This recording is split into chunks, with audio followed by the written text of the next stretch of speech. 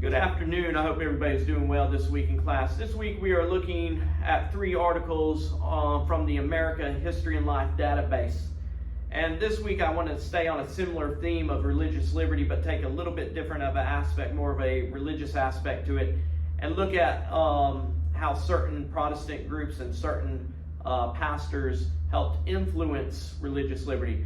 The first article that I looked at this week was Baptist Contributions to American Life by J. Wayne Flint. And he looked at how Baptists influenced American life before, during, and of course after the American Revolution.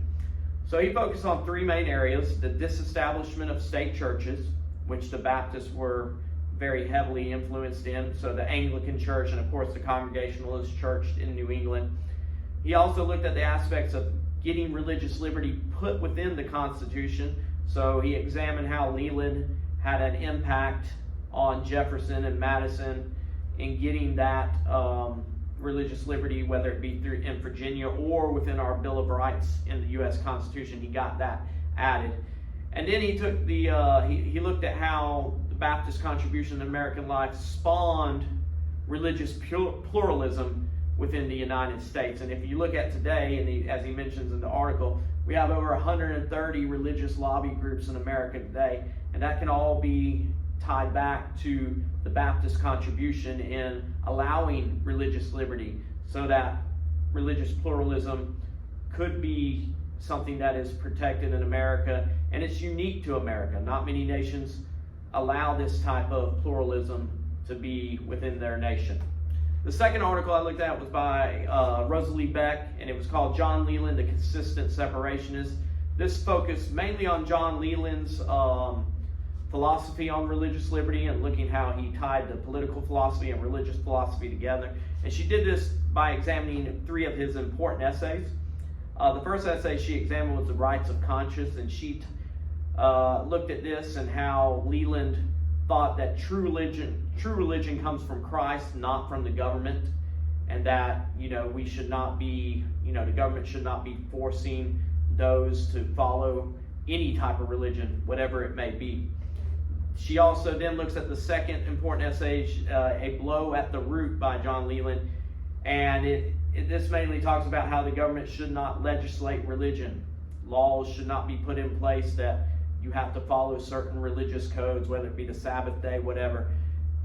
This was, a very important aspect that John Leland pushed. And then, of course, the last essay she looked at was called The Government of Christ as Christocracy. And this focused on the soul liberty, that a person, may not be Christian or may not be religious, but can still be a decent citizen, a good citizen. And that you cannot force someone to be religious. And that was an important aspect that I think is important for our nation and for our freedoms in the Bill of Rights. The last article I looked at was by Brad Creed, and it was entitled John Leland, the Sunday Mail Delivery, Religious Liberty, Evangelical Piety, and the Problem of a Christian Nation. Now this actually focused on a specific issue that certain Baptists, like John Leland, definitely focused on, and that was whether the Sunday mail during the early 19th century, having people deliver mail on Sunday, did that violate the Sabbath day, and should the Sabbath day be legislated? Now, general unionists like Lyman Beecher felt that mail delivery on Sunday definitely violated the Sabbath day.